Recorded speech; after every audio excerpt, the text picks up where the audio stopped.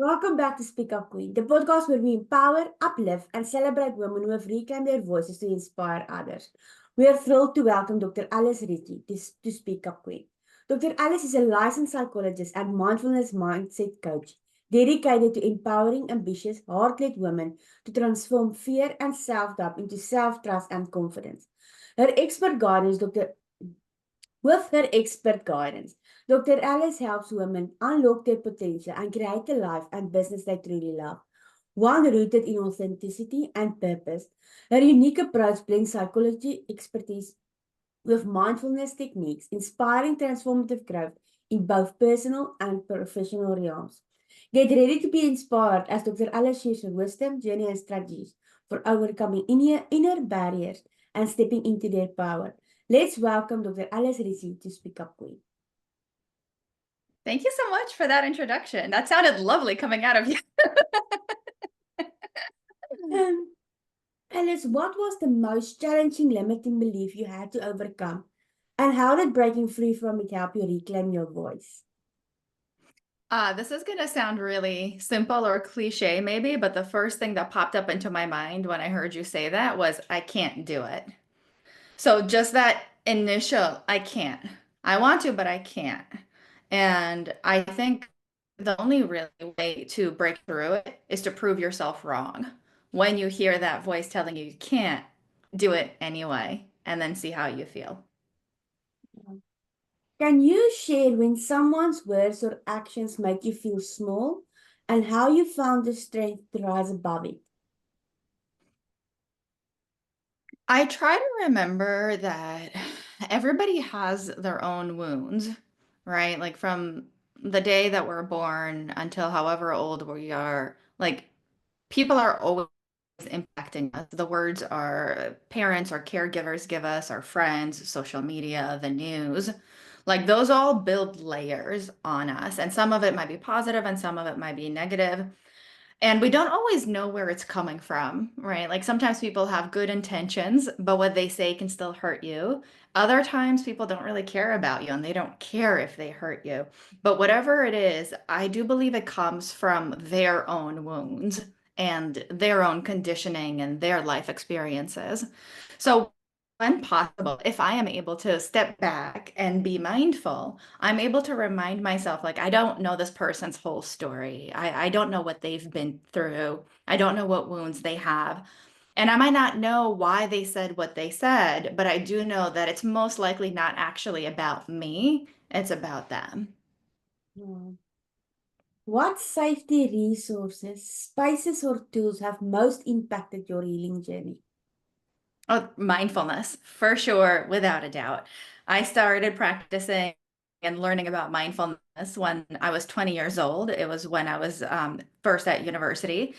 And as soon as I learned about it, it was like all these like fireworks went off. Like, oh my goodness, I can feel peace and joy and happiness. And that sounds great. And back then, I had the same maybe like belief that so many people have that I can achieve enlightenment, whatever that is. Hmm. And of course, the more I started learning about it, the more I realized it's not actually about enlightenment, but the tools and the skills that it has given me have made my life 100 times better. And I'm able to manage like my own stress and anxiety differently. I'm able to be more self-aware. I'm able to be kinder and more compassionate to other people. I'm able to reflect on some of that like journey that I went through in the past that I didn't understand. And now I have a different appreciation for it. And same thing for other people. So it's like if we think about my healing journey as my entire life, mindfulness was and still is the thing that helps me process it all the time. What was your first step from feeling silence to finding your voice, and how did that change your life? Can you repeat that one more time? What was your first step from feeling silence to finding your voice, and how did that change your life? It's a big question. Um, I had to remind myself, I think, that my voice mattered and that it wasn't even about other people thinking that my voice mattered. It's about me realizing and accepting that my voice mattered. So this was, I think, another one of those instances where it's not about the other person, it's about me.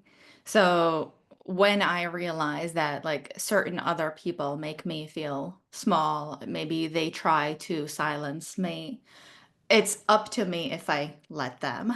And even though for a big chunk of my life I have, I don't have to anymore with that realization. So it was also giving myself permission to not be silent anymore. And nobody needed to give me that permission. I needed to give it to myself. And sometimes it's just, I think when we realize that it is us that can make that decision, it's us that can say, you know what? No, I don't want this anymore. I want a better life. I don't want to be my past anymore. I want to move Yeah. forward. So that is, it takes courage and it takes resilience to start over, because healing is definitely messy, but it's definitely so worth it when you start finding your voice. And yeah, it's just amazing, this whole journey. Yeah. Well, it's the whole like, I want it, I deserve it, and I'm going to give it to myself. And, part of that is realizing nobody else is going to give it to you. So if you want it and if you realize you deserve it, you have to make it happen. Absolutely. What's one powerful lesson you've learned about self-worth, and how do you carry it with you as you continue to grow and inspire others? Um, I think the biggest, I don't know if you would call it lesson, but I guess the biggest thought or again, realization about it is that I have it. So, like, I am worthy. I have self-worth inherently. I am valuable as a human being. I am enough. So, a mantra that I heard someone else say, or an affirmation, was that I was born enough. I am enough. I always will be enough. And so that's something that I repeat to myself frequently. I write it down, I say it in the mirror, I pass it on to my own clients because it's just true. And I've accepted it now as fact. So it's just a matter of reminding myself and remembering. If you could tell your 17-year-old self one thing, what would it be and why? So once again, like the first thing that like came to my mind was be patient. And I think that's something that so many of us struggle with. 17-year-old, 35 years old, 50 years old. I think we can all have that, like, oh, but I want it now. And why hasn't it happened yet? And when will it happen to me? And blah, blah, blah. And so I think I was no different at 17 years old in that regard than I am now. And what I even sometimes remind myself now is be patient. And I think, maybe that's just one half of it. I think the other half of it, that maybe this is where my growth happened or is happening, is that now I can confidently say and trust yourself. So it's like be patient and trust yourself. The patience I'm still working on, but something I have now that I didn't have when I was 17 is that self-trust. How do you set boundaries to protect your energy and peace? And what have you learned from these practices? I am a very boundaried individual, especially when it comes to my work. I would say it's a little bit more challenging with relationships, especially close relationships, family relationships, friend relationships, like those type of boundaries, I think are always going to be challenging because there's that like personal interaction. Whereas the work boundaries I set with myself, right? So especially like being a business owner, I decide what hours I work. I decide what hours I meet with clients. I decide how long each session is going to be. I decide how much time I spend writing an email, writing blogs, doing social media or not, and all of these other things. And so for me, it's been noticing my own energy as I do each of those things. And wherever I feel a lack of energy or energy leaking, that's a cue for me to strengthen that boundary and to try to do something differently. And it's been little like progression. Like I do it like this, I check in with myself, then I tweak it a little bit more and I check in with myself. So for me, always a work in progress and it's never set in stone. Like your boundaries are allowed to expand and evolve with you. because what I needed to be my boundary 5 years ago might not be what I need it to be now. And same thing 5 years from now. I don't know what my boundaries will look like then. So it's also giving yourself that flexibility. And can you repeat the second half of your question? And what have you learned from this practice? Just to check in with myself. So I think that would be it, that it's not set in stone, that if a boundary no longer works for you, that you can always change it. And yeah, just let yourself be flexible, but check in with yourself and how different things make you feel.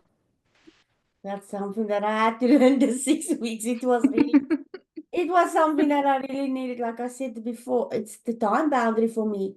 I didn't know that I even needed the time boundary. And it was like now it Yeah. was like, sure, yep, your body is telling you enough is enough. Stop, pause. It's okay. It's okay. Absolutely. And that's why that like checking in and being mindful of those bodily signals is so important, because your body will always tell you when something doesn't work for you. But a lot of people don't pay attention and they dismiss it and they say later, and this is such a common example, but like, let's say you're working on an email, but you have to pee. And it's like, when I finish this email, and then it's like another email comes in, like, let me just do this one, and then another one. And suddenly you've been holding in your pee for like a half hour. And it's, you can get a UTI that way. Sorry to get graphic. but but that's the thing. It's like, and you can experience things much worse when you ignore your physical boundaries. Like, that's how people end up with like heart attacks at 30 years old. That's how people end up getting like autoimmune disorders flaring up, because when you're ignoring and you're ignoring and you're ignoring, you are saying my body is not important.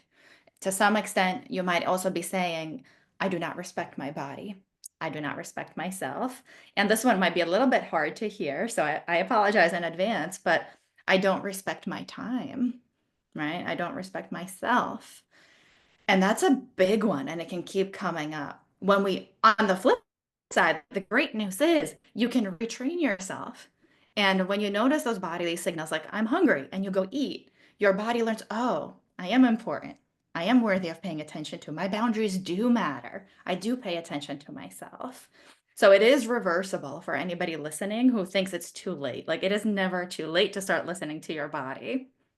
Well, I am definitely for 2025. My time boundaries is really strict, and family comes first. Myself come first, definitely. I come first because it was. I mean, there was 2 days in the 6 weeks where I couldn't even mentally move. I couldn't move my body. I was so tired. And then I had this headache, a migraine, and I was like, Marika, it's just your own fault. It's your fault because you know your body, you listened to it, but you ignored it. And I was like, no, it's not gonna happen again. So thankful. Good. Yes. Yeah. And I mean, this is, even when you catch yourself doing that type of thing, it is still important to be like self-compassionate and validating, right? And you can even say to yourself, Marika, I know why you did that, because this mission is so important to you and you're doing it for your audience and for all those people that need you. And it's like, I understand. And you and your health are still more important. Thank you. You are, I don't want to cry today. Today is a good, I don't want to cry today. So thank you for saying that. I really appreciate it. Yeah. How do you stay grounded when challenges comes up now compared to before? Well, I will say, so like having a regular mindfulness and meditation practice does help keep me grounded. And if I found myself like distracted, zoned out, whatever, coming back to my practice always helps. So I think for me, because I've been doing this for over a decade already, it's more like muscle memory. So like I notice it when it's happening. Like if I haven't, for example, meditated for a couple of days, I snap at my husband more. Or like my husband will tell me, like, you don't seem like you're listening, or you seem so stressed. And in my head, like I'll catch myself, oh, I haven't meditated in a few days. This is what happens. So for me, having a meditative practice definitely helps keep me grounded. And it reminds me of like what's important to me. It reminds me of my own goals and values. And even like in work, you know, sometimes I start doing tasks that I don't necessarily need to be doing. And it's that like catching myself when I am drifting and coming back to that question of, do I want to be doing that? Or do I actually want to shift my focus? And with mindfulness, like what it has allowed me is that choice. I can stay doing what I've chosen to do before, or I can shift. And what so many people don't realize is that they get stuck in their daily routines and they go on autopilot. And it's almost like they're sleepwalking, doing the same thing morning, afternoon, and evening, morning, afternoon, and evening until something drastic happens, right? For a lot of people, it's a death in the family, a medical diagnosis, a holiday, a birth, a marriage, a birthday. Like it could be any number of things. And then they're like, oh, aha, I want to do something different. And one of the biggest sort of gifts that mindfulness gives us is not having to wait for that aha moment because you're constantly regrounding yourself and checking in. What is important to me? What do I want to be doing? What are my choices? Just amazing. How do you define thriving today, and what mindset shifts or practices help you embrace that definition? I mean, thriving for me is making sure that I'm continuing to make choices that are in line with my values. Bless you. Um, so like one of my favorite exercises that I teach clients how to do, and I even created like a course on it, is called the Core Values Assessment. And the Core Values Assessment basically helps you figure out what are my core values, what's important to me in life. So I take this assessment for myself at least a few times a year because our values will shift and change with different experiences. So, thriving to me is when I reflect on my values, and it's almost like I smile because it's like, yes, I've been taking actions, I've been taking steps in line with this thing that 6 months ago I said was important to me. And again, I get to check in. Is it still important to me? Do I still want like to enact certain choices based on that? Or has this value shifted? Have I met my goals? And now it's time to move on to something else. So, thriving is if I'm going in the direction of the things that I say are important to me. Whereas almost like lack of thriving, if you can have that, or maybe like being stagnant or stuck, is I know that I said this thing is important to me, but I'm not doing it. Maybe I'm avoiding it, I'm resisting it, I'm procrastinating on it, or whatever else. It's I'm not thriving if I say this is important to me and then I'm not doing anything to move in that direction. Does that make sense? Yes, definitely. It is like, huh, you are talking so much. I don't know if today I might be sensitive or I might be open to growth today, but I'm learning so much. I think I'm open to growth today. My my Amazing. my heart and my mind is open to growth today, and just taking in everything that you said and everything that the next speaker's also gonna say. It's just being open, and that's what Speak Up Queen is all about for these women and the Mhm. listeners, is to listen deeply. Your mind or your heart will know exactly what message is supposed to be heard by you. Your Yeah. unconscious mind is just waiting for that special word or that special person to just say something to get you moving, to get you ready to grow. So yeah, it is just amazing how each one of you is teaching me something else. I don't know. I really want to sit with a notebook and make notes Mhm. while you're talking, and I'm like, no, no, we can't do Well, that. good thing this is being recorded. You can always go back to it later. And because we can listen to it. I mean, 17 years ago or 13 years, yeah, 17 years ago, I didn't, as a 17-year-old, have this a podcast, or we had still when we were listening on the radio to music, we had to run to the radio, press the record button on a tape to get our favorite songs to be heard. We didn't know anything about even CDs. So it was like Yeah. really, now that we have so many resources out there, so many tools to help us on this journey, it is so much easier. I'm not gonna lie, it's so much easier than it was before. And I'm so grateful that I could have created a space for that also, but that I can also still learn, because you must be open to learn and grow Mhm. if you want to be on this journey. You must put your ego aside. He or she must just stay in their lane, because when you're on your healing journey, you're going to have so many resources, and all of the speakers on Speak Up Queen has so many different ways of teaching and the ways of doing things, that you can try everything and you will know that, oh, this is not working for me. I don't like journaling, but I do like recording myself, showing my emotions, or art therapy. So there's so many different things out there for everyone, Mhm. every person actually. So that there's no excuse. There's no actual excuse to start living the life that you deserve, because we all deserve a life of safety, of feeling safe in our bodies. My biggest dream is that Mhm. every person will be safe in their own bodies. That's my only Mhm. thing, you know. Absolutely. And I hope, and to an extent, I know that listening to these recordings will help people feel safer, because I think there's also like this sense of connection that we all have when we hear like these different stories and teachings and skills.